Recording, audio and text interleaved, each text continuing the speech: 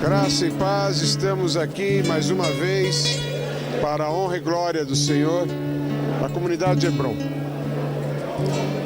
Peço a você que tem nos acompanhado pelo nosso site, as mensagens que Jesus usa o seu servo, seu líder, Walter de Lima Filho, para que você abra a sua Bíblia em Mateus 5, versículos de 1 a 12. O nosso Walter hoje vai ministrar sobre uma palavra que dignifica o cristão: as bem-aventuranças. Para os discípulos de Cristo, naquela época, as bem-aventuranças eram ensinamentos direto para eles. E para aqueles que estavam na multidão, era como um convite para conhecer a Deus. Ali estava o ministério de Jesus, no momento que ele subia ao morro e começava a pregar e a ministrar. Ali estava a força do seu ministério, do cristianismo, que é o arrependimento. Eu convido você então a vir participar dessa ministração agora com o Walter, abrindo sua Bíblia em Mateus 5, do 1 ao 12, as bem-aventuranças. Será a primeira das pregações que ele fará sobre esse tema e que, tenho certeza, tocará você fundo. As bem-aventuranças significa que você recebe as bênçãos espirituais. É a alegria profunda que a alma experimenta. Experimente você então agora, ouvindo o Walter, a palavra de Cristo no Evangelho de Mateus. As bem-aventuranças em Mateus 5. E você que quer acompanhar conosco, venha e participe de nossas reuniões. Às terças-feiras, às 20 horas. E aos domingos, às 18 horas. Aqui do lado da estação do Piqueri. Ou acesse o nosso site, comunidadehebron.com.br. Nós estamos aqui, na fé de Cristo, aguardando a sua participação. E obrigado. Fiquem, então, com Jesus, usando o nosso Walter. Obrigado.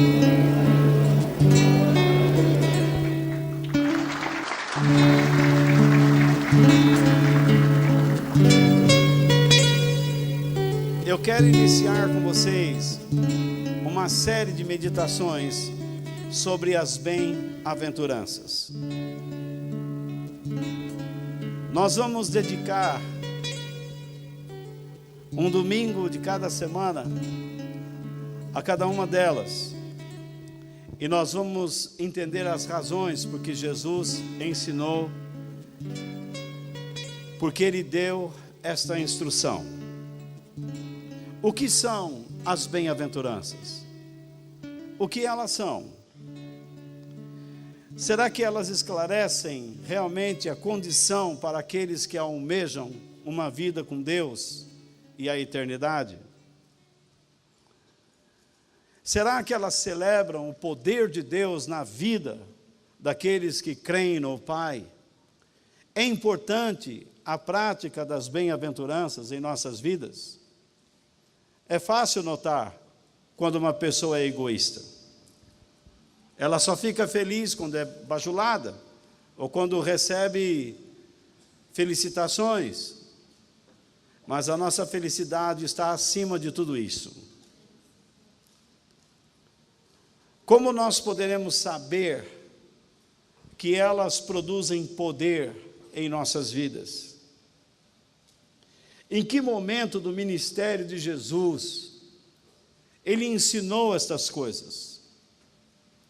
Então, nesta noite, eu vou dar a vocês uma introdução Eu quero explicar essas coisas a vocês, se é que eu consigo e posso.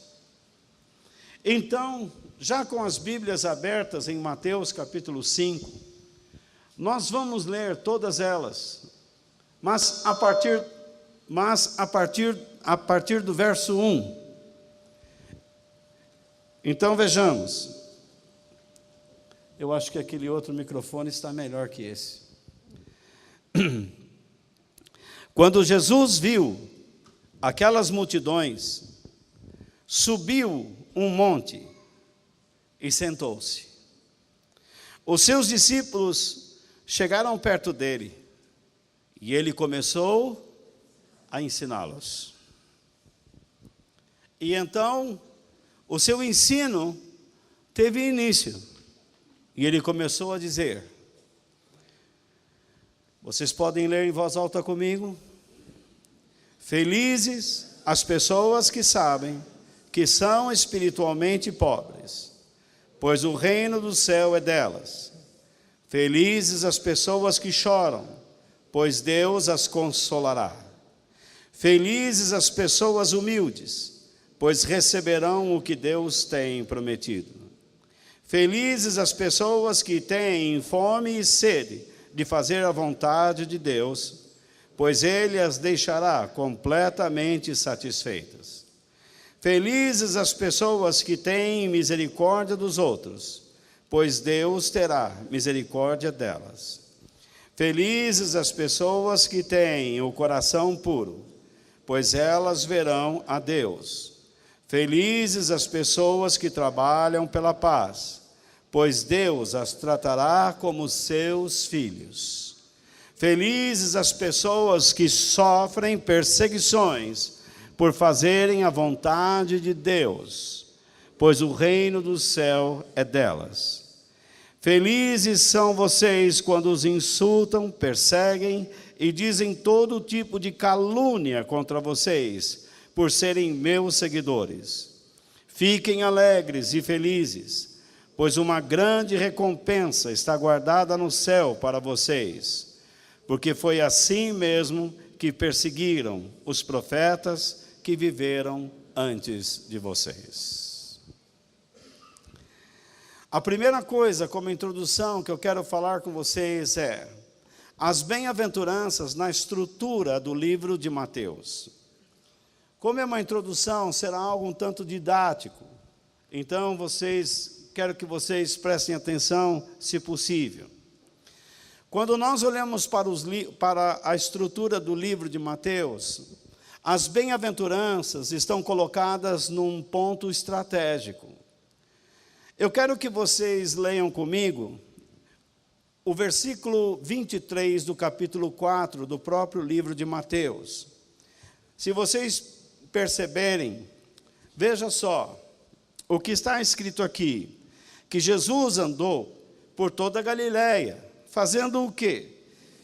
Ensinando nas sinagogas. O que mais? Anunciando a boa notícia do reino e curando as enfermidades e as doenças graves do seu povo. Então, o que Jesus fazia? Ele fazia 3 coisas. O sumário do ministério de Jesus, o índice do ministério de Jesus, se resume a estas 3 coisas: ensinar, anunciar o quê?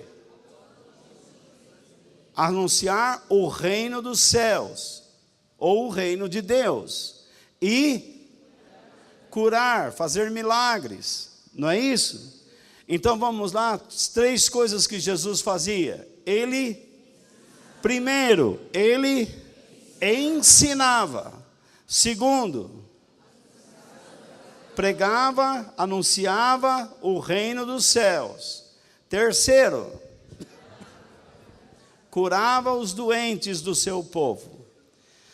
Agora, as bem-aventuranças, elas seguem os capítulos 5, 6 e 7, que nós chamamos do quê?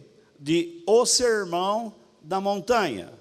Agora vamos olhar o capítulo 9, versículo 35, que está depois do Sermão da Montanha, o que está escrito aqui no capítulo 35, do versículo 9, no capítulo 9 de Mateus, versículo 35. Acharam? Diz o que lá? Que Jesus andava visitando todas as cidades e povoados. Então, o que nós vimos no capítulo 4, versículo 23? Que Jesus andou por toda a Galileia. Mas aqui diz que ele visitava todas as cidades e povoados. E o que ele fazia?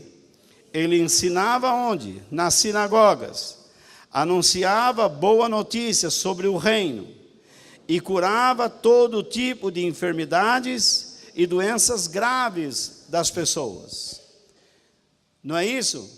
Então nós cremos em um Jesus que pode ensinar, anunciar o reino e curar doenças graves na vida das pessoas. Eu fiz um gráfico aqui para que vocês prestem atenção. Eu tenho lá que Jesus ensinava, e logo lá embaixo que ele curava.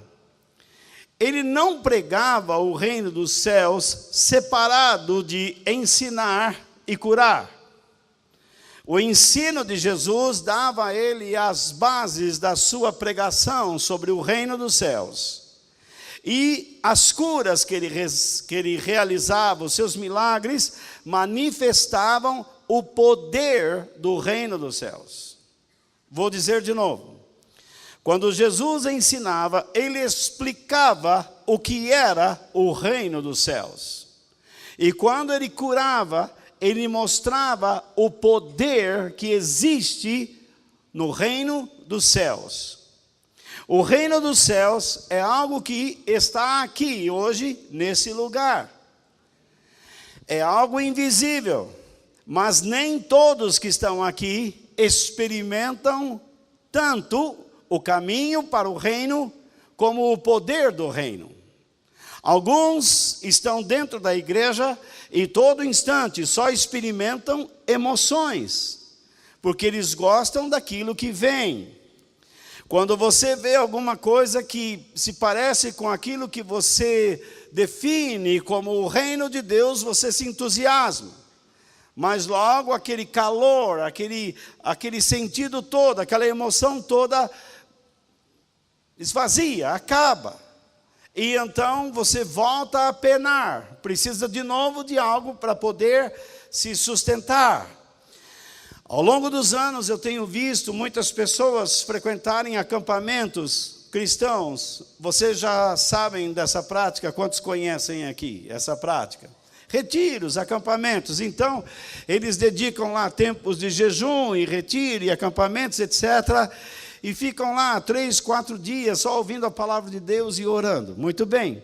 E eles saem de lá cheios de emoção, de alegria, com palavras cheias de esperança. Mas o que parece é que depois de 1 semana, 2 semanas, tudo volta ao normal. Porque eles não sabem se conduzir dentro do reino do céu. O reino do céu, ele é algo eterno e algo presente. Digam lá, o reino do céu, ele é eterno e ele é presente e está entre nós. Por que ele é eterno? Porque na eternidade Jesus estará sentado num trono, mas agora ele reina sobre a igreja. Jesus é o grande rei da igreja, mas Jesus não reina no mundo, mas na eternidade, ou quando chegar lá no fim, ele vai reinar sobre o mundo, e nós conhecemos esse período como o milênio.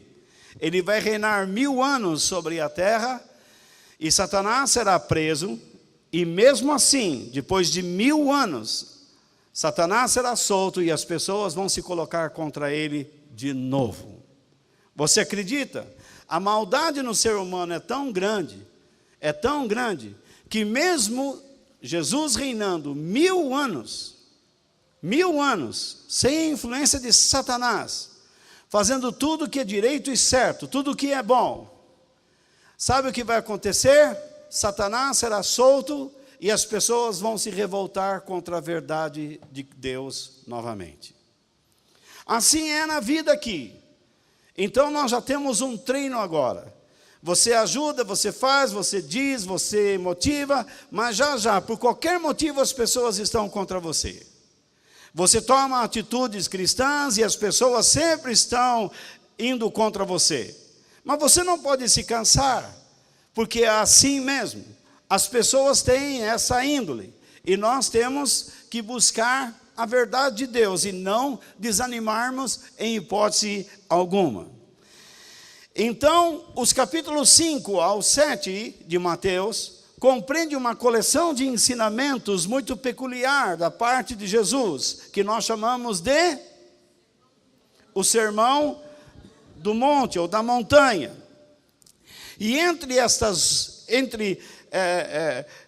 esses capítulos 5, 6 e 7 estão entre o 4 e depois o 8 e o 9, onde o 4, Jesus manifesta o ministério de cura. E no 9, Jesus diz que, novamente Mateus diz que Jesus manifestava um ministério de cura e poder.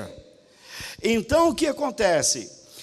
No capítulo 4, Jesus vem ensinando sobre o reino e ele vem realizando curas. No capítulo 9 em diante, ele continua fazendo curas. Ele não vai deixar de ensinar, mas ele vai fazer curas. Por que então Mateus coloca esses 3 capítulos entre o capítulo 4 e o 8 e o 9 lá? Por quê? Porque Jesus vinha ensinando sobre o poder do reino de Deus. Mas as pessoas não conheciam o caminho para o reino de Deus. As pessoas precisavam conhecer não só um caminho para o reino de Deus eterno, mas também um caminho para aprenderem a se conduzir dentro do reino de Deus espiritual e momentâneo, o qual nós estamos experimentando. Não sei se vocês me entenderam.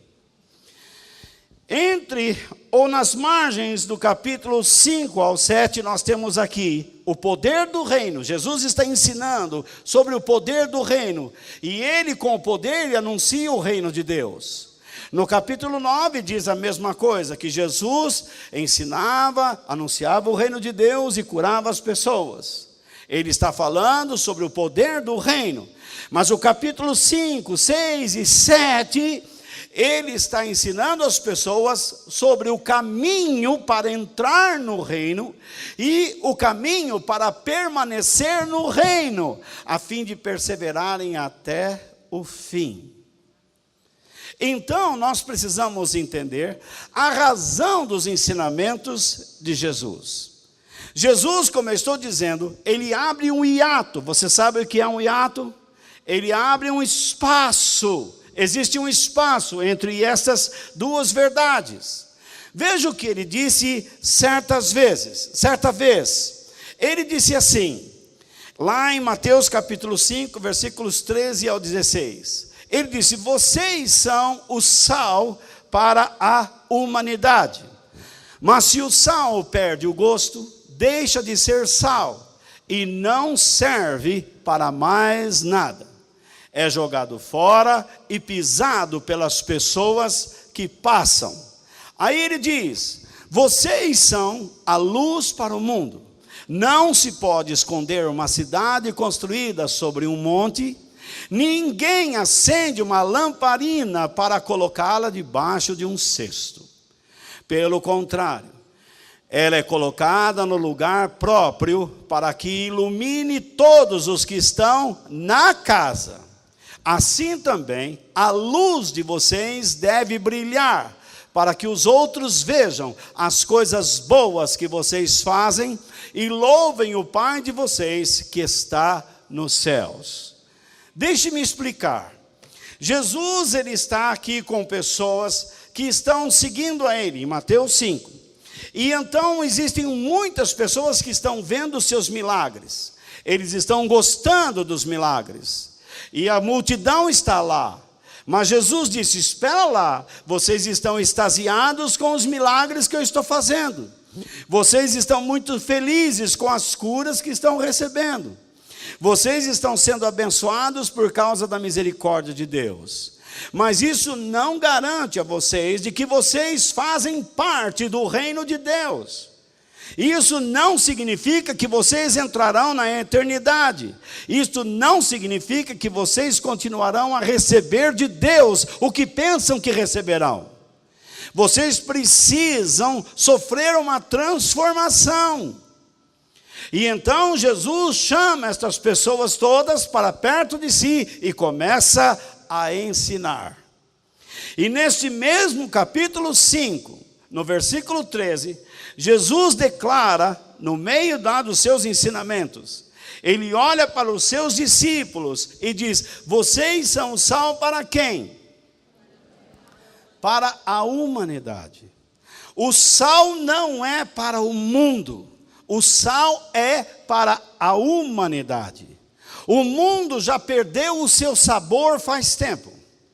O mundo não tem mais transformação. Quando eu olho para o mundo, eu creio cada vez mais na palavra de Deus, que tudo isso aí vai ser destruído. Se Deus não vier buscar a sua igreja, o mundo mesmo vai nos expulsar daqui. A própria natureza vai acabar conosco, e já está acabando. Em muitos lugares nós já estamos vendo um processo acentuado de desertificação. Lugares onde existiam florestas, hoje a areia está tomando conta. Rios estão secando. As nossas fontes naturais estão se esgotando. O nosso planeta está poluído completamente. E ele não vai aceitar 10 bilhões ou 11 bilhões de habitantes, porque nós não teremos espaço suficiente para a agricultura. Algumas pessoas dizem: não, mas os cientistas sempre resolvem. Às vezes eles resolvem, mas eu não consigo ver solução para a maioria. A maioria que eu digo são pessoas pobres. Eu vejo que a ciência resolve muito problema de quem tem condições financeiras para usufruir da sua nova tecnologia. Mas as pessoas com menos posses não conseguem desfrutar das novas tecnologias. Ou vocês discordam de mim? Então nós estamos vivendo realmente os últimos dias. Eu creio de todo o meu coração que Jesus está para voltar. E às vezes nós estamos nos preocupando com bobeiras, com bobagens. Nós deveríamos amar mais e sermos isto aí que Jesus está dizendo. Repare que o sal para a humanidade, o que é o sal? O sal, ele dá sabor. O sal dá gosto. Quando uma pessoa então tem um contato com Deus, a sua vida adquire gosto, sabor. A religião não dá gosto para ninguém. A religião em si não dá sabor para nada. As pessoas não querem nem saber se Deus existe ou não, mesmo dentro de uma igreja. Mas quando você é tocado por Deus, você percebe que existe algo diferente dentro de você. É mais que emoção. Porque eu estou cansado de ver cristãos emotivos. Eu estou cansado de ver cristãos que o tempo todo estão pulando que nem pipoca e não vale uma pitada de fumo. Eu estou cansado de ver gente que grita daqui, grita de lá e não sabe produzir no reino de Deus. Infelizmente, eles têm uma vida fragilizada. Eles se apresentam tão fortes, mas nos primeiros embates eles mostram quem são, frágeis, piores que crianças.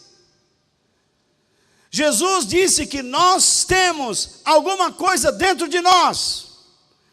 E quando nós produzimos alguma coisa diante do mundo, eles olharão para nós e terão desejo de buscarem o que nós temos. Por isso que Jesus disse: vocês são o sal para a humanidade, para os homens. Mas ele disse: vocês são a luz para o mundo. O mundo não precisa de sal, porque Deus não vai restaurar o mundo. Porque o mundo foi dado por Deus a nós, e nós o entregamos a Satanás. E diz a Bíblia que o mundo jaz no maligno. O mundo jaz no maligno e as pessoas gostam de fazer o que ele ensina e pede e faz. Então Jesus não vai restaurar mundo nenhum. Na verdade, o que Jesus vai fazer é vir buscar a sua igreja.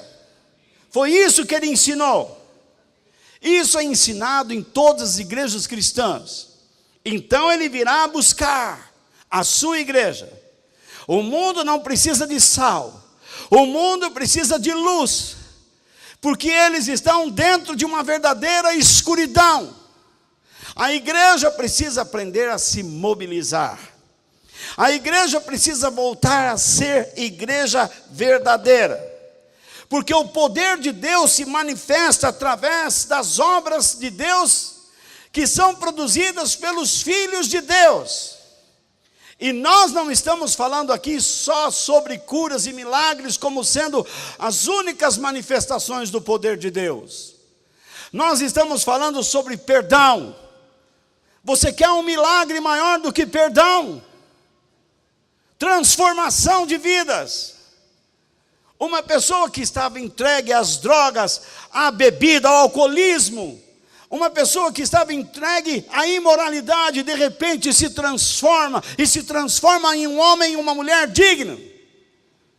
Isso é uma grande manifestação do poder de Deus. Como esta pessoa se transformou? Ela vivia na escuridão, ela ouviu alguma coisa que confrontou seu coração, e ela percebeu o seu erro, e voltou-se para Deus, e Deus a aceitou, porque a chamou, e ela ouviu o seu chamado, e Deus deu a ela o quê? O seu reino, deu a ela o seu poder, e então ela passou a experimentar a sua grandeza. Eu sei que há pessoas aqui, que vieram aqui talvez esperavam uma outra coisa. Mas eu não posso convencer você da realidade de Deus. Se você não for convencido pelo Espírito de Deus, eu não vou conseguir. Minhas palavras representarão nada para você. Tudo isso aqui vai ser uma grande chateação para a sua vida. Mas um dia eu espero em Deus, que quando você estiver sem respostas, lá no limite das suas capacidades, você irá se lembrar de alguma coisa que ouviu, e então você vai clamar a Ele, e eu espero que Ele te atenda, porque quando Deus nos chama, nós temos que nos entregar imediatamente. Nós não devemos adiar, procrastinar o nosso tempo. Nós não devemos jogar para frente, como muitas pessoas dizem: quando eu decidir, quando eu estiver pronto. Não é você quem decide se vai ter o reino ou não, é Ele. Você somente diz sim ou não. Então Jesus diz: vocês são o sal para dar sabor aos homens. Eu escolhi vocês e dei o reino de Deus, coloquei o reino dos céus dentro de vocês, para que vocês tenham contato com as pessoas, para que elas possam comer e beber daquilo que eu estou dando a vocês. E ao mesmo tempo, vocês vão entrar em um mundo escuro, em um mundo sombrio, é um vale onde a morte está sempre presente. E vocês entrarão naquele lugar com o poder do meu reino, e vocês vão iluminar, e vocês vão levar a luz da glória do Evangelho e da glória de Deus, e as pessoas ouvirão e perceberão que existe algo diferente em suas vidas, que vocês não falam por si mesmos, e eles vão desejar o que vocês têm, e eu, por meio de vocês, irei atraí-los a mim, e os conduzirei ao meu Filho Jesus, e eles aprenderão sobre o Pai. Então, meus queridos, certa vez, os seguidores de Herodes foram até Jesus, foram até ele com a seguinte mensagem. Veja como que era a mensagem do reino de Deus. Então diz assim, isso nós já vimos. Eles chegaram lá e disseram: mestre, sabemos que o Senhor é o quê? Honesto. Ensina o quê? A verdade sobre o quê? A maneira de viver que Deus exige. E não se importa com o quê? Com a opinião dos outros. E nem julga as pessoas pelo quê? Pela aparência. Vamos analisar. Jesus era uma pessoa o quê? Honesta. E por ser honesto, ele era íntegro perante Deus. E ele fazia o quê? Ele ensinava a verdade. Mas ensinar a verdade, você dizer que isso é isso, que aquilo é aquilo, que aquele é aquele, que aquela é aquela, não significa nada. Verdade significa, o sentido da verdade significa quando nós ensinamos a maneira que Deus exige que nos portemos diante dele. Pode ser que a atitude que você está tomando agora não seja conveniente, e Deus pode não abençoar sua vida, porque Ele não está alegre com você. Se Jesus disse que nós somos o sal para a humanidade, e que nós somos a luz para o mundo, Ele está falando sobre um tipo de comportamento. Ele está falando que nós não podemos andar de modo errado. Mas nós somos imperfeitos e iremos falhar. Como qualquer pessoa falha nesta vida. Mas, no entanto, a nossa índole foi mudada. Nós não vivemos mais pela força humana, mas queremos viver pelo poder do Espírito Santo. Vocês estão comigo, gente? Tá. Então, veja só. Jesus não se importava com a opinião dos outros. O fato de você gostar de mim ou não gostar de mim, isso é a sua opinião. Eu costumo sempre ouvir pessoas dizendo assim: a igreja é preconceituosa. Não, nós não somos preconceituosos. Nós ensinamos a maneira que Deus exige que vivamos. E nós não tiramos nada do limbo. Nós buscamos da palavra de Deus. Está tudo escrito aqui. A maneira como Deus quer que vivamos está aqui. Eu estou falando sobre a razão dos ensinamentos de Jesus. Então, o ensinamento de Jesus visa que nós sejamos o quê? Honestos com Deus. Visa que nós ensinemos a verdade para que as pessoas aprendam a viver, para que Deus se agrade delas, de um modo que Deus exige. Nem é do modo que Deus espera, é o modo que Deus exige. Nós não devemos nos preocupar com a opinião das pessoas. Por quê? Se uma igreja rouba dinheiro, como tem um monte por aí, as pessoas falam. Se nós ensinamos a verdade, vem alguém aqui e diz que nós somos radicais. Primeiro que eles nem conhecem o termo, porque radical é um elogio. Porque hoje em dia o termo radical se tornou um termo como uma pessoa extremista. Radical é uma pessoa bem enraizada, bem fundamentada. E eu agradeço o elogio.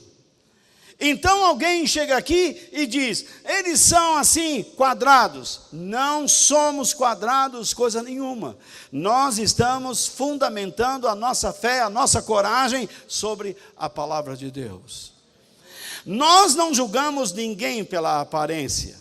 Isso não significa o quê? Que nós deixamos as pessoas viverem como querem. Não, não é isso. Nós não aceitamos pessoas que se dizem ser espirituais só porque dizem que são. Nós queremos provas. Nós queremos que as pessoas provem que elas são obedientes a Deus e que produzem realmente frutos. Nós não estamos atrás de pessoas que o tempo todo aparecem, que migram para lá e para cá, como se fossem pássaros que saem do inverno e vêm para o verão, e depois saem daqui e vai para lá. Nós queremos pessoas consistentes, que realmente aceitaram a graça de Deus e dão provas de que Ele existe e é real em suas vidas.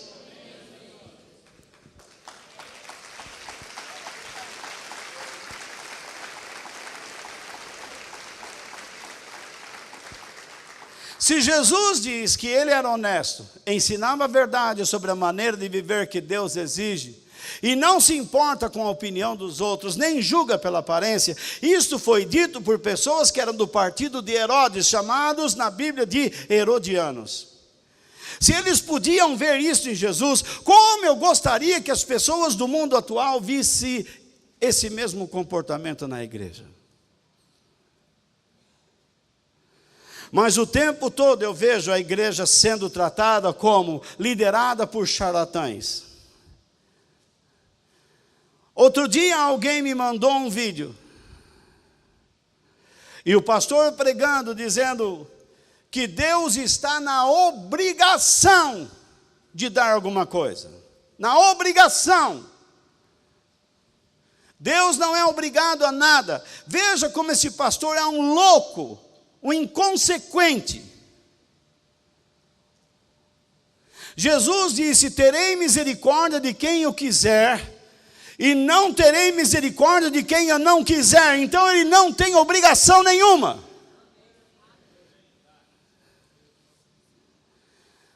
Deus nos dá o poder do reino de Deus, por causa da sua misericórdia. Ele nos está dando uma chance. Uma chance de vivermos com Ele. E se nós perdermos esta chance, não haverá outra.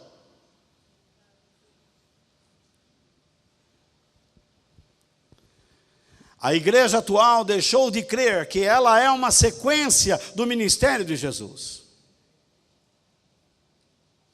Jesus fazia o quê? Simplesmente ensinava. Através dos seus ensinamentos, ele anunciava o quê? O reino de Deus. Jesus tinha coragem para impor as mãos sobre os enfermos e doentes para curá-los.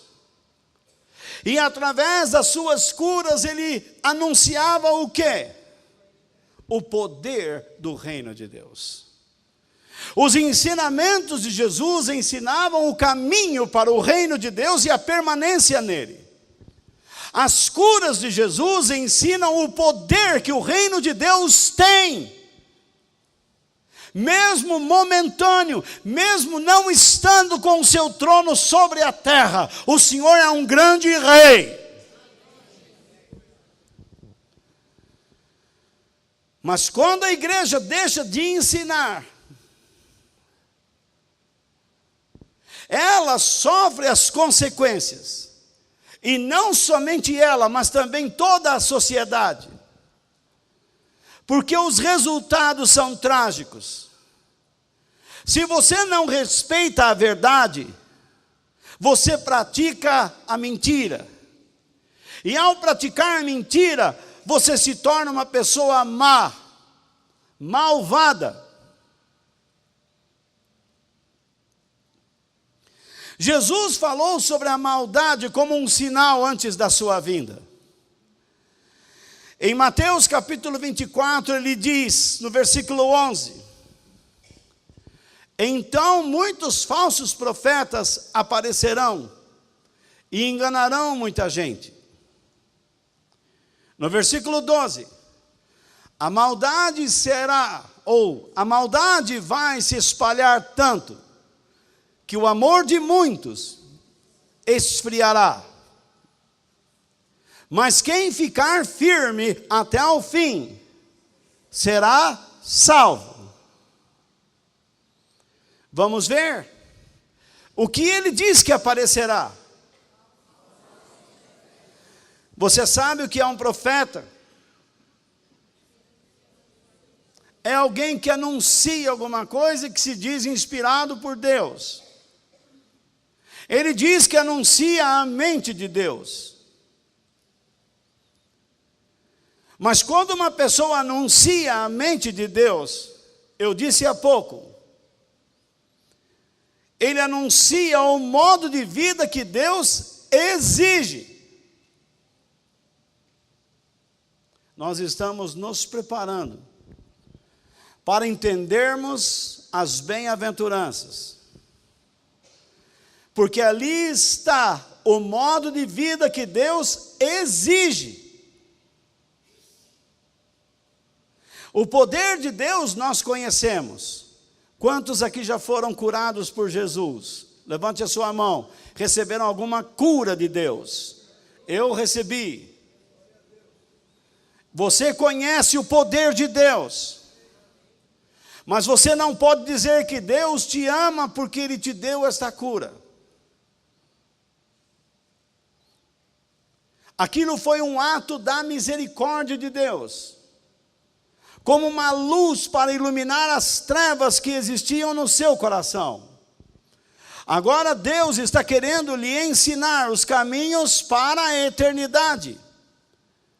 E através dos seus ensinamentos também conduzi-lo a se manter dentro do reino espiritual que atua sobre a terra por meio da igreja, pelo poder do Espírito Santo.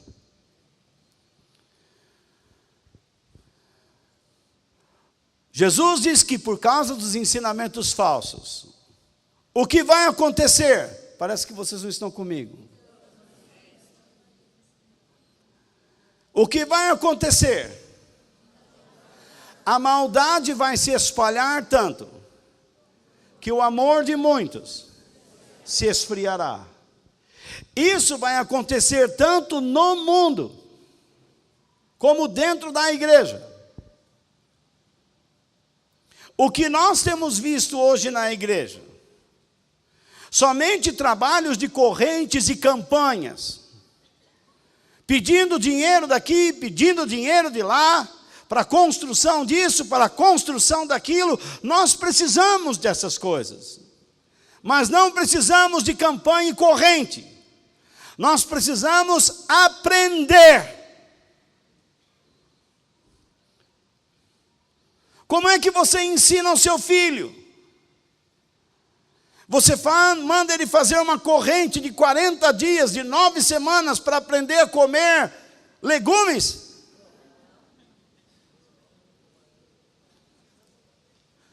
Então vamos inverter. Ele diz: mãe, pai, vou fazer uma corrente de 9 semanas para vocês não me darem mais legumes e me darem carne.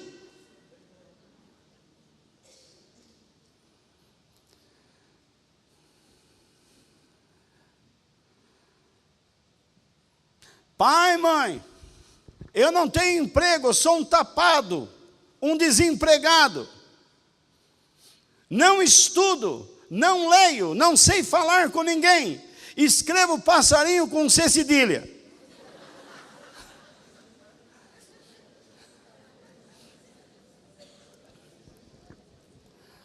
Vou fazer uma novena para vocês me darem um automóvel. Apesar de eu não ter muito juízo, creio que fazendo esta novena, esta campanha, esta corrente, vocês vão me dar um carro. Você dá? Hein? Fala sério. E você acha que Deus age como um tolo?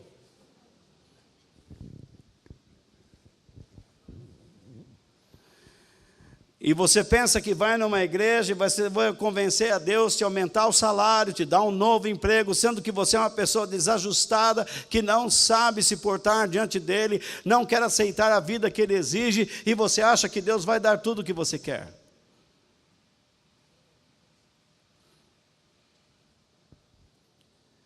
As pessoas que pregam essas coisas estão enganando as pessoas.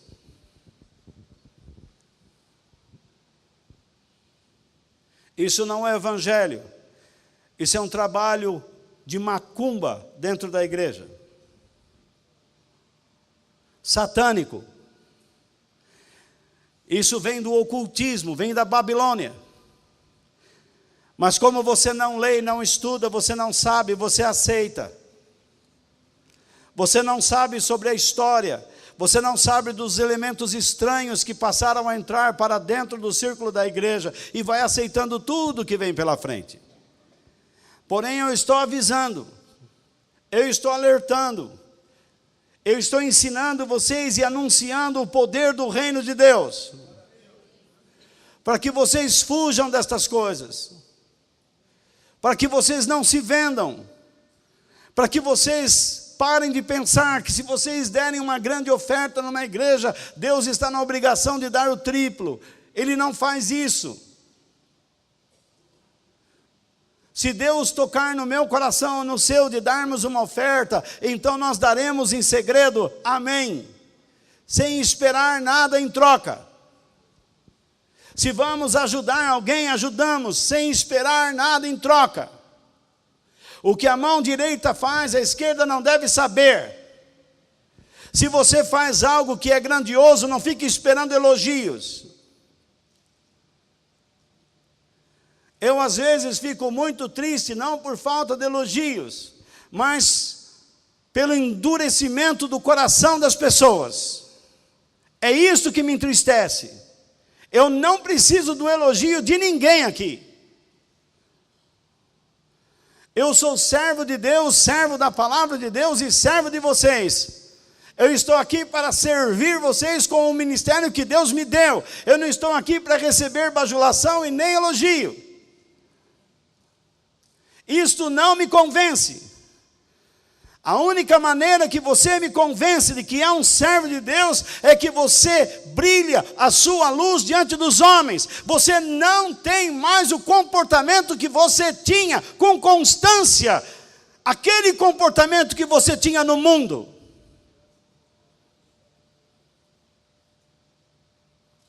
É isso que me prova que você é de Deus.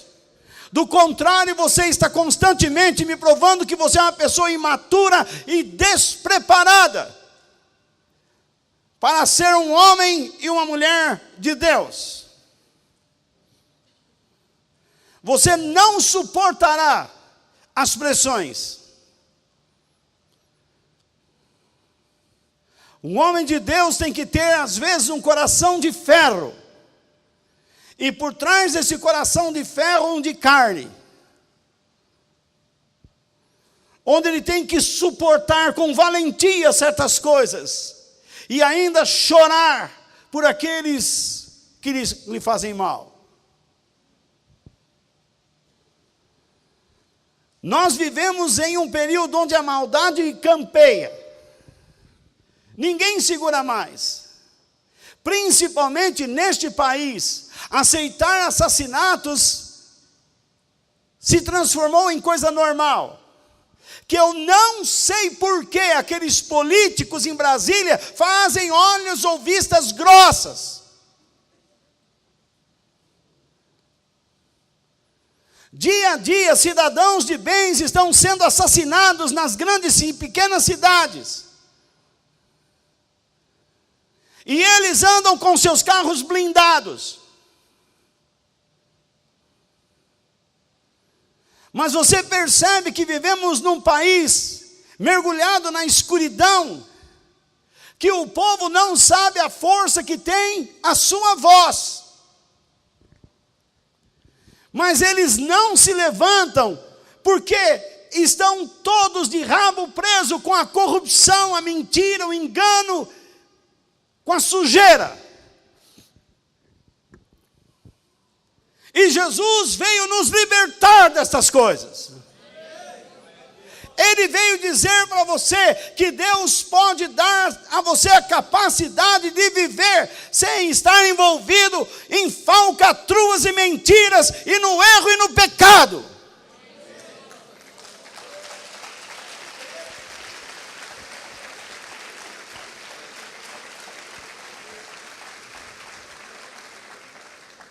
Por isso ele diz: quem ficar firme até o fim será salvo.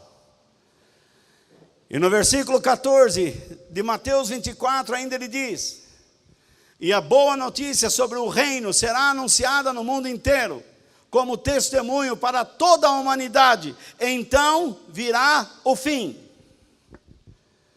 Quando eu vejo essa maldade solta, eu vejo isto como sinal do fim dos tempos. Como é que Jesus sabia que nós iríamos estar passando por um momento assim?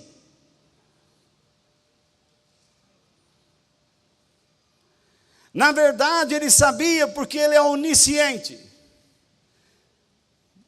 E se ele está falando algo, é para que nós abramos os olhos e percebamos algo, que ele está às portas. Jesus voltará. Ele virá para aqueles que o amam. Ele mesmo disse: não os deixarei órfãos, voltarei para vocês, para que onde eu estiver, vocês estejam também.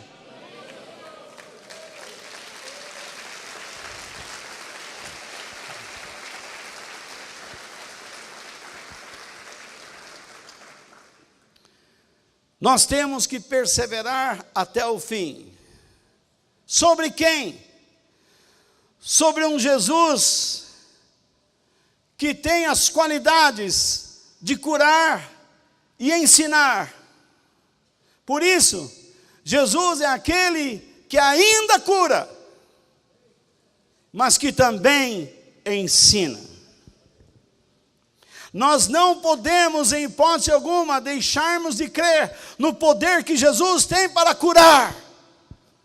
Nós devemos orar sempre pelos enfermos e pedir a misericórdia de Deus sobre eles. A decisão é divina, mas nós temos que crer, porque o nome de Deus é: eu sou o Senhor que te cura.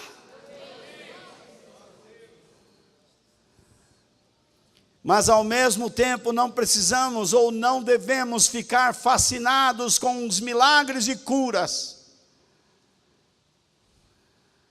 e esquecermos que Ele ensina.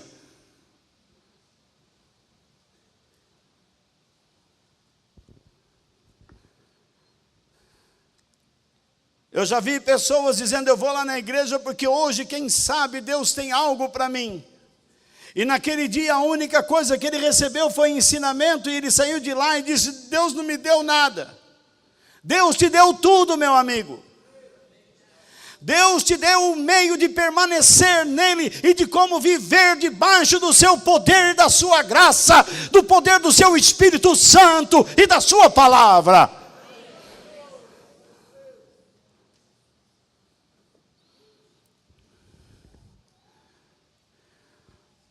Nós não podemos ficar nem no 8 e nem no 80.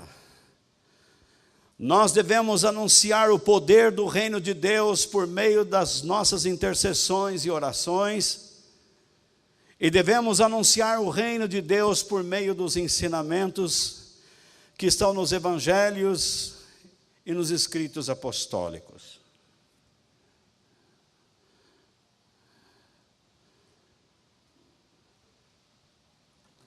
Nós temos então Jesus agora, a multidão e os discípulos.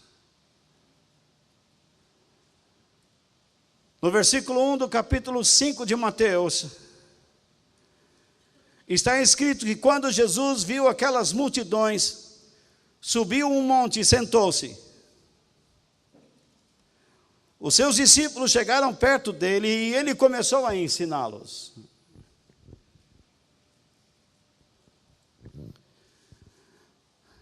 Jesus vinha, como eu disse no versículo 23 do capítulo 4, curando pessoas. E isso chamava muito a atenção.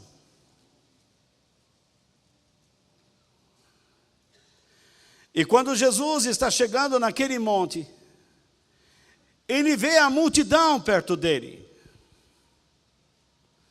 Os discípulos também veem a multidão e devem ter ficado extasiados, devem ter falado: mestre, hoje é o dia, olha só, a obra está prosperando. Mas para Jesus, multidão não significa nada.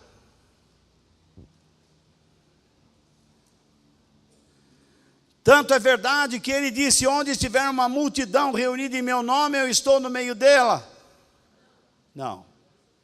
Ele disse: onde estiverem 2 ou 3 reunidos em meu nome, eu estou no meio deles. E infelizmente há no meio pentecostal e no coração de muitos pastores, eles só veem números. Tem gente que é escalado em muitas igrejas para contar quantas pessoas estavam aqui esta noite.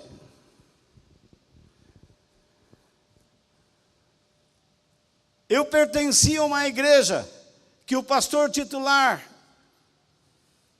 escalava o que eles chamavam de um diácono. E ele ficava num ponto estratégico. Cada um contava um setor. E ele ficava com um lápis e contando. Enquanto o pastor estava ensinando, eles estavam contando. Porque isso enchia o coração daquele que estava pregando. Aquele que estava pregando pensava que estava ensinando, mas estava esperando a contagem. Aquele que contava esperava estar agradando quem estava ensinando, mas estava entristecendo aquele que deveria inspirar quem ensinaria.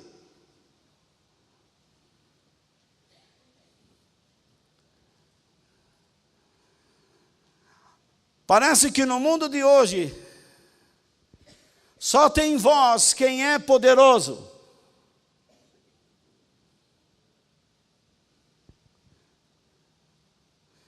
Eu me lembro que eu fui a uma igreja. O pastor falava francês, alemão, inglês e espanhol, além do português. Mas a pessoa que realmente sustentava aquele povo chamava Seu Zé.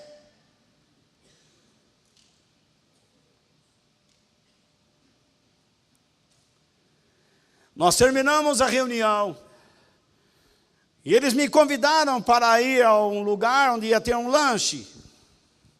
E lá eu fui apresentado ao Seu Zé, ao irmão José. Um homem de coração doce. Um homem que acreditava em Jesus Cristo de todo o coração. E estava disposto a orar pelas pessoas, fosse a hora que fosse. Um homem que amava a palavra de Deus e que estudava a palavra de Deus para servi-lo. Um homem que era dedicado à vida das pessoas, que não aceitava o espírito do erro como sendo algo normal. Um homem que procurava ter controle. Quando eu comecei a conversar com aquele homem, eu senti um pouco de vergonha. Eu disse: realmente eu estou diante de um homem de Deus.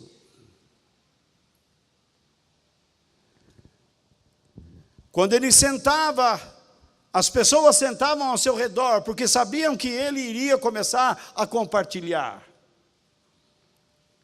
Ele não negava nada do que o pastor havia falado, porque tudo que o pastor havia pregado era verdade, não tinha nenhum erro. Mas nele existia coração de servo, de escravo de Jesus Cristo.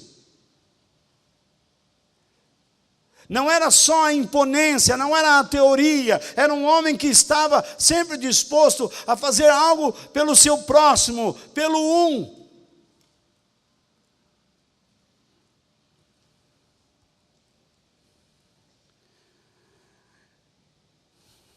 Ele nunca estava procurando algo para si. Ele estava sempre procurando oferecer algo. Essa é a diferença de quem entende as bem-aventuranças e de quem não entende.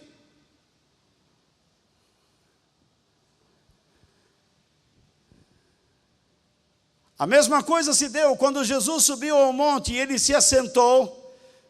Pela linguagem rabínica, quando um rabino se assenta, significa que ele vai falar.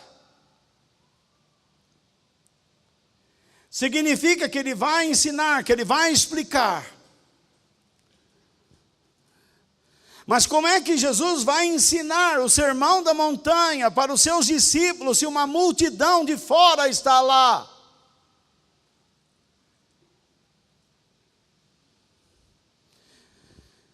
Aqui nós vemos uma diferença. Quando os discípulos viram Jesus sentar, o que eles fizeram? Está aí escrito, não no meu olho, na sua Bíblia. Vamos lá. Chegaram perto de Jesus e ele começou o quê? A ensinar. Vocês sabem que Jesus era um rabino? Quando um rabino se assentava, o povo ficava em pé, numa sinagoga.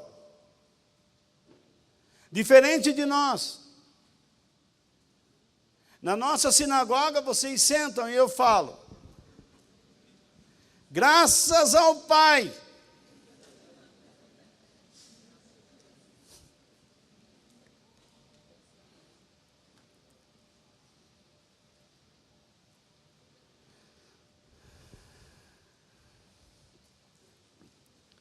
Nesse texto de Mateus 5:1, Jesus está com os discípulos e o ensinamento que ele vai dar é para os seus discípulos. Mas o que está escrito em Mateus 7:28?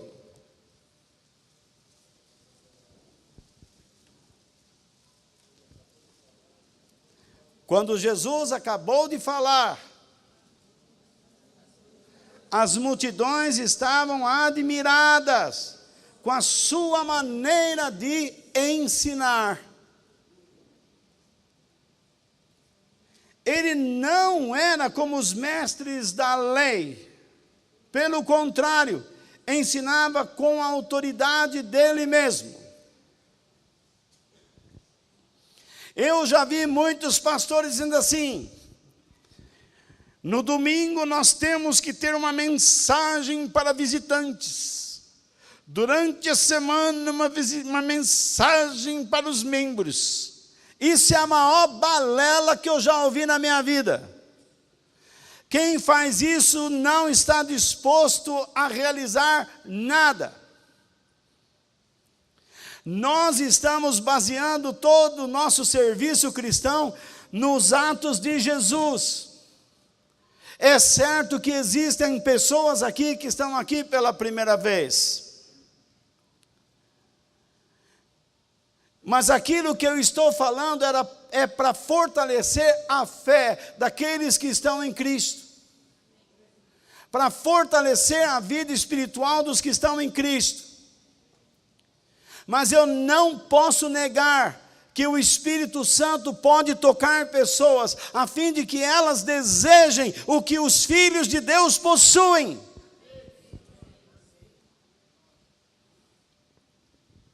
O Espírito de Deus e a Palavra de Deus, juntos agem de uma forma sobrenatural. Elas penetram ao fundo. Quando esse verso diz que eles estavam admirados, significa o quê? Que eles foram confrontados no interior. Os ensinamentos que eles recebiam na religião eram assim: vamos lá, vamos, senta lá. Todo aquele ritual, acabou, vamos embora. Mas naquele dia eles ouviram um homem que falava contra eles, que falava contra os seus hábitos. Jesus falou do adultério, Jesus falou sobre o amor ao inimigo, Jesus falou sobre como abençoar seu inimigo, Jesus ensinou sobre o perdão, Jesus ensinou sobre o seu compromisso com Deus, Jesus falou sobre cuidado com os seus sentimentos. Jesus falou sobre o seu julgamento, sobre a sua condenação ao próximo. Jesus falou da maneira como você ouve as coisas, e você já faz um julgamento prévio. Eles nunca ouviram um homem falar daquela maneira.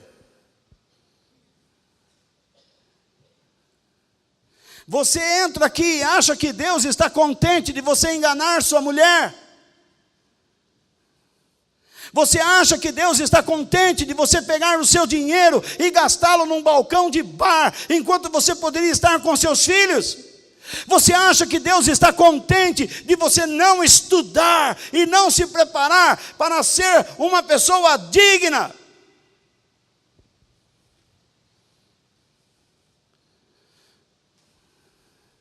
Você acha que Deus está contente de você não sentar cada dia com seus filhos e gastar tempo com eles? Numa breve oração, numa meditação curta da palavra de Deus com eles? Você acha que Deus está contente do seu namoro ser do jeito que é? Você acha que Deus está contente de você viver sem casar? Viver junto sem casar?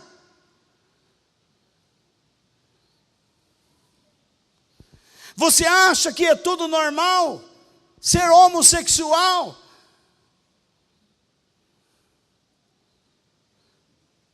Você acha que é esperteza enganar os outros, roubar os outros?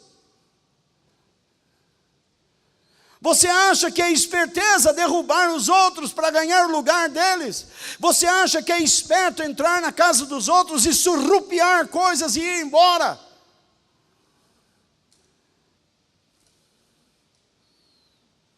Pois bem, Jesus pregava contra essas coisas, claramente. E as pessoas ficavam impressionadas diante dele, porque elas nunca ouviram um Deus falando desta maneira. Mas sabe por que nós pregamos estas coisas? Para que você acredite que aquilo que você está fazendo é errado, e Deus não aprova, e você pode ter uma vida muito mais abençoada por Deus.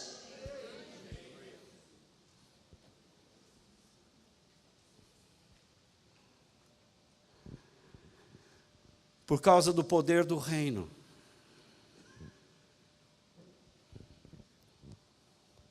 Já cansaram, né?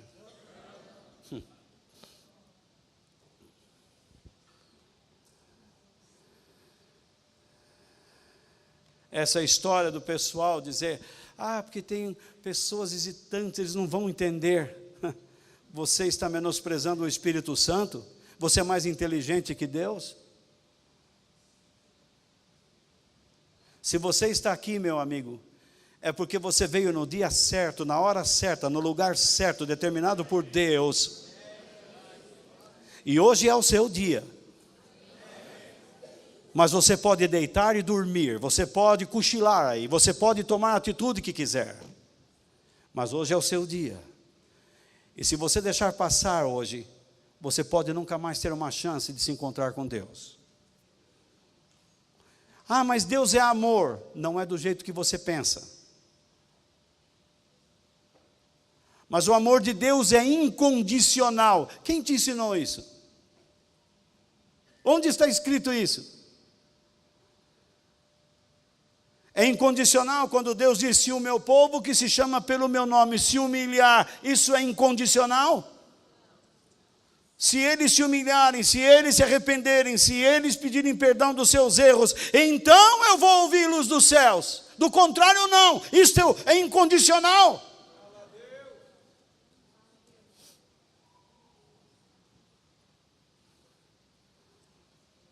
Deus não está aceitando o seu modo de viver, meu irmão. Você quer que as pessoas tenham pena de você? Vivendo chorando para baixo. Tadinho, se esforçou tanto. Você não fez mais do que tua obrigação. Se eu faço alguma coisa para o reino de Deus, é porque eu tenho que fazer, porque antes eu fazia contra, agora que eu faça a favor.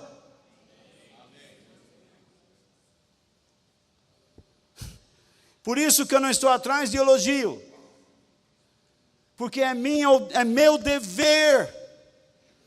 Eu era um pecador miserável, eu andava no mundo, eu usava da capacidade de ser lutador de artes marciais para bater em pessoas que estavam com a Bíblia na mão. Bati em muitos cristãos, judiava deles, atirei terra no olho de crianças que estudavam na escola dominical, porque me ensinaram a ter raiva desse tipo de gente. Passaram-se os anos, então a dor chegou em minha vida, o desespero, não existia mais caminhos. Sabe o que veio em minha mão? O que eu sempre persegui. E foi justamente este livro, a mensagem deste livro, que encheu o meu coração, que transformou a minha vida, e me mantém de pé até os dias de hoje. E é a mensagem deste livro que convence você da verdade de Deus, e o trouxe aqui esta noite para ouvir que os ensinamentos de Jesus são poderosos e transformam pessoas.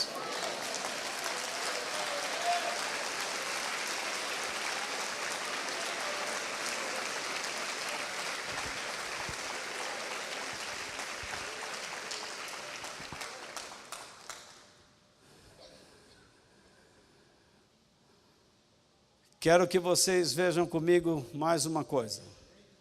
As bem-aventuranças e as suas promessas. Rapidamente. Há 8 bem-aventuranças aqui. Sendo que o verso 11 e 12 são uma expansão do verso 10. Mas eu quero que você repare o tempo verbal que existe no verso 3 e no verso 10. Felizes as pessoas que sabem que são espiritualmente pobres, pois o reino do céu serão delas. É delas. No verso 10. Felizes as pessoas que sofrem perseguições por fazerem a vontade de Deus, pois o reino do céu será delas. É delas. O tempo verbal é o presente. Mas quando você olha os versos 4 ao 9, você perceberá que as promessas de Deus estão sempre no futuro. Por exemplo, felizes as pessoas que choram, pois Deus o quê? Felizes as pessoas humildes, pois receberão o que Deus tem prometido. Felizes as pessoas que têm fome e sede de fazer a vontade de Deus, pois Ele as deixará completamente satisfeitas. Felizes as pessoas que têm o coração puro, pois elas verão a Deus. Felizes as pessoas que trabalham pela paz, pois Deus as tratará como seus filhos. Todas essas promessas são para a eternidade. Quando nós falamos de perseverar até o fim, é para alcançar estas promessas. São estas promessas que Jesus fez. Jesus nunca fez uma promessa que vai dar mais dinheiro a você. Jesus nunca fez uma promessa que vai dar uma casa nova a você. Jesus nunca fez uma promessa que você vai ter um palácio nos Andes, que os terremotos não derrubem. Mas o que Jesus promete são coisas para a eternidade. Mas isso não significa que elas não estão agindo no momento.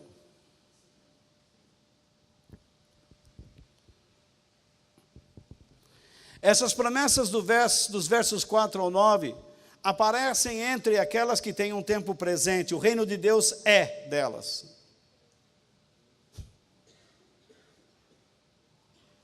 Quando uma pessoa, por exemplo, no verso 3, quando uma pessoa descobre que é espiritualmente pobre, isso é,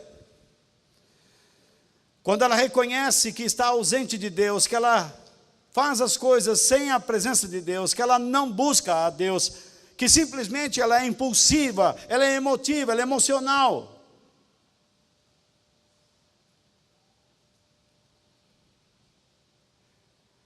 Se uma pessoa não reconhece ser assim, então ela se reconhece como uma pessoa espiritualmente rica. Eu às vezes escuto palestrantes, motivadores, coachings, ensinando por aí, falando sobre a importância da espiritualidade. O ser humano não precisa buscar a espiritualidade. Aí eu ouço as pessoas dizendo assim, não importa a sua religião, importa sim, porque só existe um caminho, e este caminho chama-se Jesus. Não tem outro.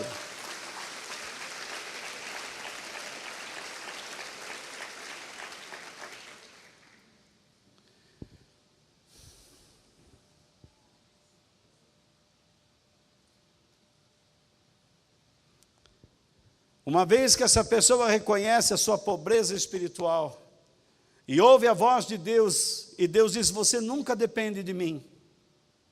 Eu nunca posso fazer parte da sua vida. E a pessoa põe a mão na cabeça e se arrepende e diz, Senhor, me perdoe. Então ele aceita o chamado de Deus e Deus dá a ele o que? Imediatamente o seu reino. Mas ainda ele não tem o consolo, ele não tem nenhuma promessa.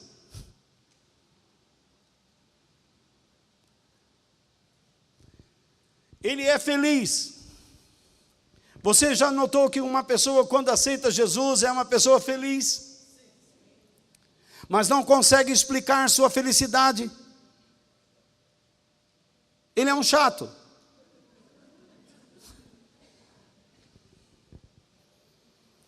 Mas ele só vai poder explicar sua felicidade quando ele entender isso. Os versículos 4 ao 9. Se você não entender esses versículos, você nunca vai saber por que é feliz ou por que deixou de ser.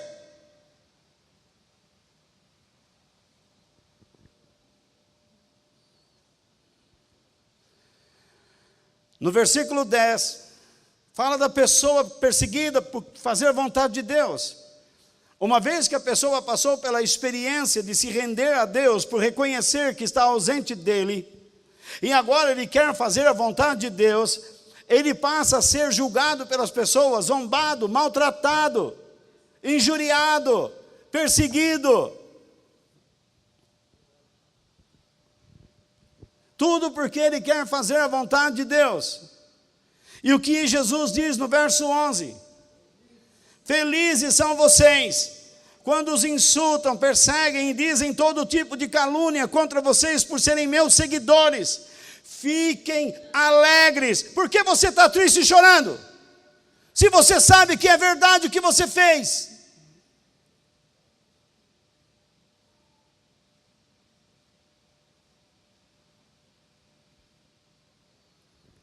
Por que você está pedindo que o mundo desabe sobre a sua cabeça, se você está na vontade de Deus? Porque você vai entrar numa outra corrente para dizer, eu preciso de força. Você já tem o reino.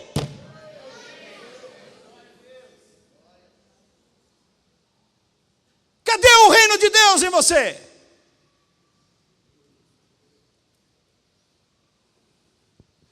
A Bíblia diz, a tristeza pode durar uma noite inteira, mas a alegria vem pelo amanhecer.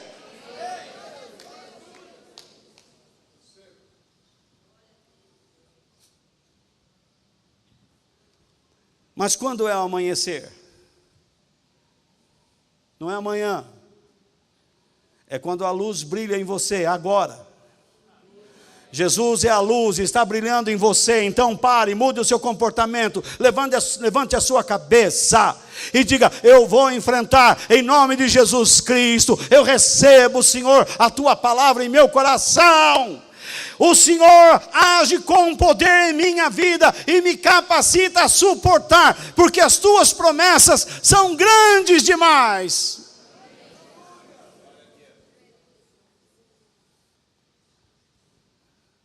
Com certeza, uma pessoa natural não vai entender isso.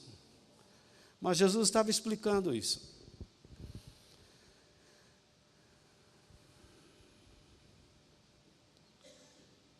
Veja o verso 4 como exemplo. Felizes as pessoas que choram, pois Deus as consolará. Você não vê Deus consolando pessoas, animando pessoas que choram o tempo todo. Você só vê pessoas que o tempo todo vivem chorando. Essas pessoas são as pessoas que choram seus erros. Choram uma vida errada, choram por terem tomado uma atitude errada.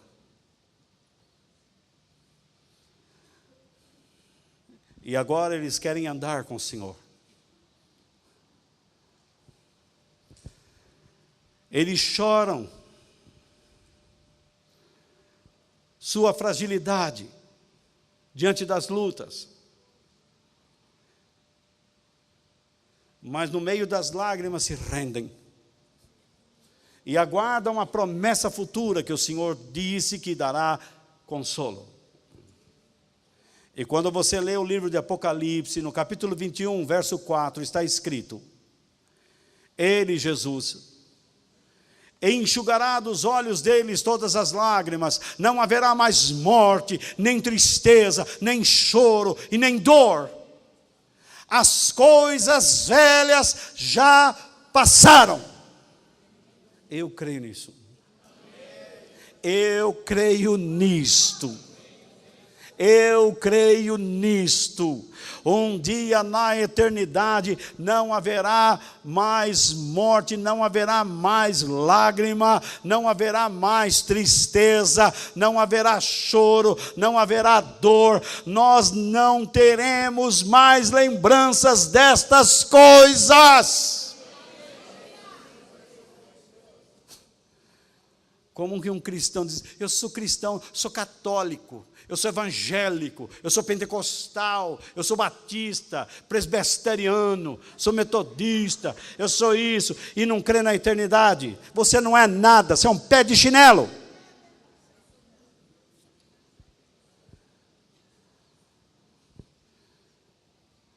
Uma pessoa que é verdadeiramente cristã, ela crê na eternidade porque Jesus ensinou sobre a eternidade. Ela quer ir para a eternidade porque lá é o lugar que Jesus preparou para ela.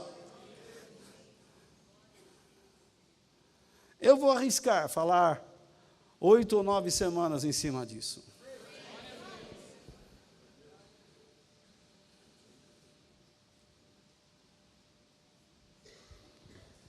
Para terminar, as bem-aventuranças e as suas implicações.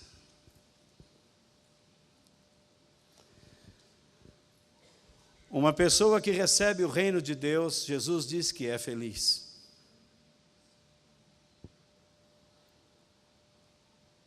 Ela é feliz. Ela tem um prazer tão grande em Deus e Deus tem um prazer muito grande nela.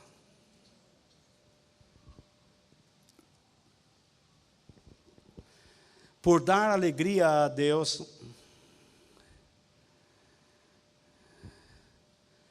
ela recebe a alegria de Deus.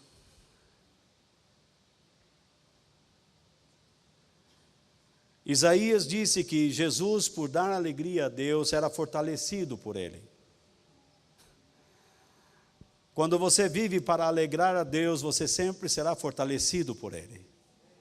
Porque aquele que vive para a glória de Deus é porque tem o reino dentro de si. Você não se esqueça do que o céu, do que Deus disse lá do céu no dia do batismo de Jesus. E do céu veio uma voz que disse: este é o meu filho querido, que me dá muita alegria. Sabe o que significa dar muita alegria a Deus? Que você vive para Ele, que você vive para a satisfação dEle, e Ele, na sua misericórdia, reparte a sua felicidade com você. E então existe um vínculo, e isso nos fortalece. Quanto mais prazer você tiver em Deus, mais força você terá, mais poder você terá. Quanto mais religião você tiver, mais fraco será, mais inseguro será, menos noite você vai dormir, mais pesadelos terá, mais depressões você terá, mais síndromes você terá. Há pessoas que já não sabem nem mais onde encaixotar síndrome, traumas e depressões. A resposta está em Jesus Cristo. Quantos cristãos vivem desanimados e fragilizados? A resposta é simples. É porque eles não vivem para a glória de Deus. Sabe por que você precisa de uma corrente, de uma campanha, de uma novena? É porque você não vive para a glória de Deus. Sabe por que você precisa comprar aquele tijolinho mágico que custa 2 centavos na 25 de março e você paga 150 daquele camarada que rouba todo mundo? Sabe por que você precisa comprar uma camiseta abençoada? Sabe por que você precisa comprar uma cueca abençoada, uma calcinha abençoada, uma meia abençoada, uma calça abençoada, uma camisa? Meu Deus do céu!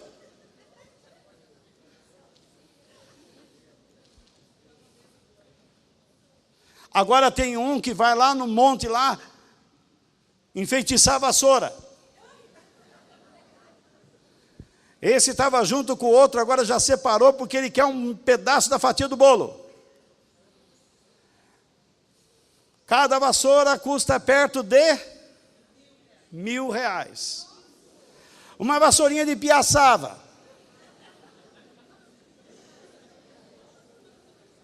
Você lembra o ditado que a gente tinha na roça? A tia falava assim: corre menino, lá vem as visitas aí lá na estrada, lá poeira, vai varrer na casa, varre logo. E a gente começava a varrer, que é para as vizinhas não virem e não ficar muito.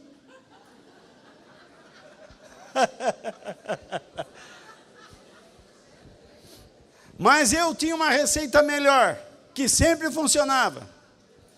Eu tirava os porcos do mangueiro e fazia entrar pela cozinha. Sabe como é a cozinha de sítio?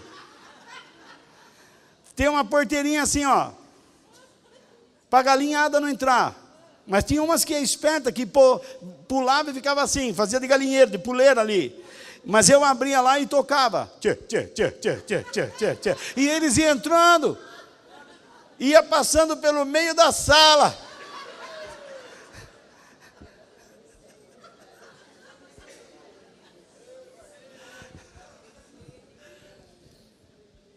Eu levava uma bronca, depois eu falava: não funcionou, uai.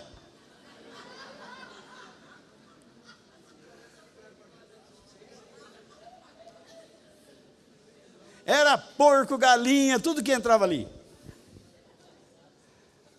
Você imagine um porco saindo lá do chiqueiro, do mangueiro, hein?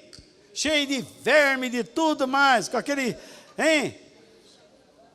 Cheio de xixi, de fezes, de tudo que ele faz ali, e passeando no meio da sala.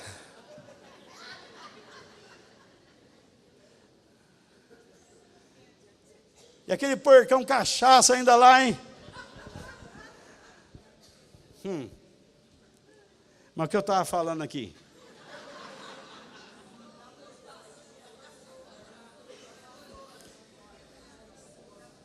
Se você vive atrás dessas coisas, meu irmão, eu vou te dizer francamente, você não tem fé em Jesus Cristo coisíssima nenhuma. Se você pratica corrente, campanha, novena, você não crê em Jesus coisíssima nenhuma. Você deve se arrepender do seu pecado, do seu erro, e se voltar para Deus, e buscar uma vida cheia do Espírito Santo, porque Ele tem o poder para sustentar sua vida em qualquer situação. Eleva os meus olhos para os montes, de onde me virá o socorro? O meu socorro vem do Senhor, que fez os céus e a terra.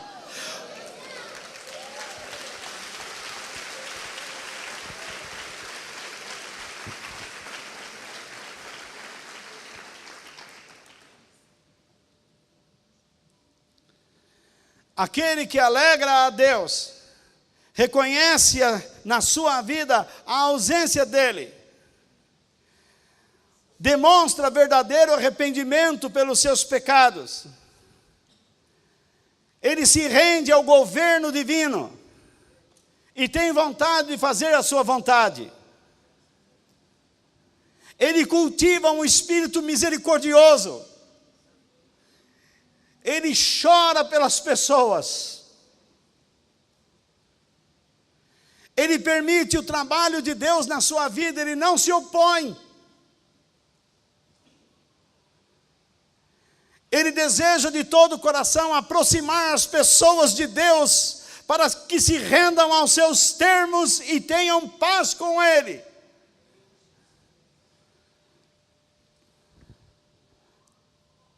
Ele suporta as perseguições, porque crê nas promessas eternas que Deus lhe prometeu.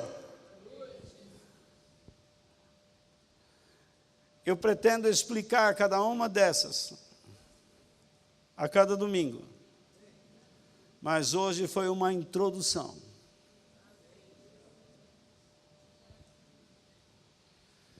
Os ensinamentos de Jesus eram para fortalecer seus filhos, seus seguidores.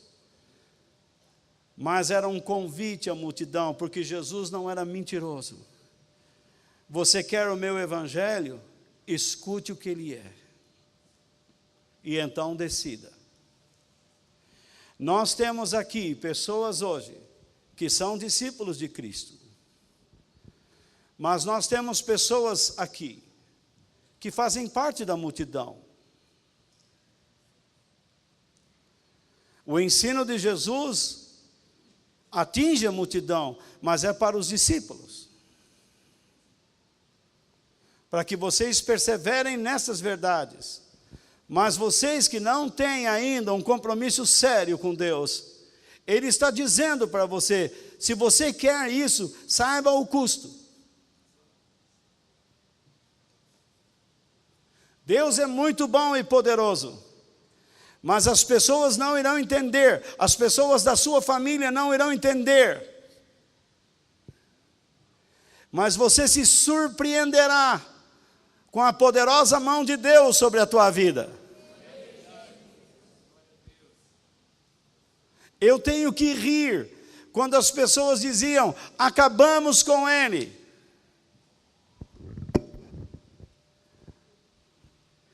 Você nunca conseguirá destruir uma pessoa que está debaixo da mão de Deus. Você tem esta experiência na sua própria vida. Você já sofreu na mão de seus filhos, você já sofreu na mão de seus familiares, amigos e parentes.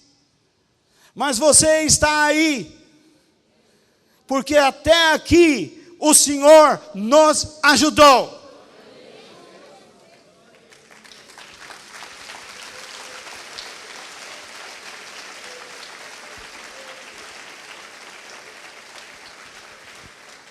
Para os discípulos, as bem-aventuranças eram um ensinamento. Mas para as pessoas da multidão que não tinham uma família espiritual, era um convite. Um convite muito sincero e verdadeiro e transparente. Os meus ensinamentos são para transformar pessoas. Vocês terão que deixar de ser multidão para serem discípulos. E a pergunta final é esta: escute. A qual grupo você pertence? Você está na multidão? Ou você é discípulo? Você quer continuar na multidão? Ou quer se tornar discípulo? Pague o preço.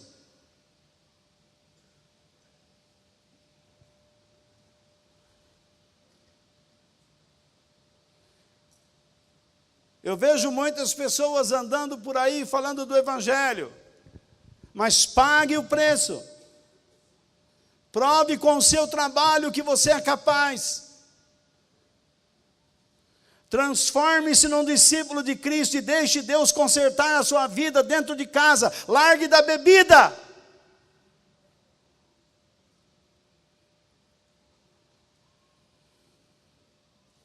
Das drogas. Das fantasias. Das síndromes.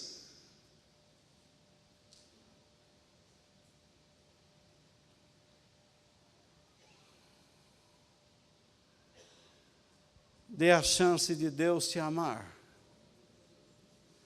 E dê uma chance para o seu interior amar a Deus. Você fica 2 horas sentado num bar, jogando conversa fora, falando mal da sua família, e bebendo, e falando bobagens. Hoje você ficou 1h30 ouvindo a palavra de Deus. Confrontando a sua vida. E se você está errado, seja humilde, mude. Do contrário, viva como quiser. Se a vida é tua, gaste-a do seu jeito.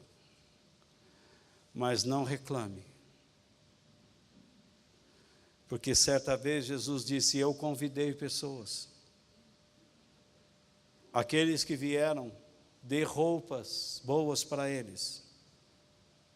Mas os outros que agora estão tentando forçar a barra, feche as portas e lance-os no inferno. Vai chegar uma hora que Deus, que o próprio Jesus, que é o amor, que é a graça, vai fechar as portas. E não terá chance mais ninguém. Lembram-se do dilúvio? Que Deus nos abençoe.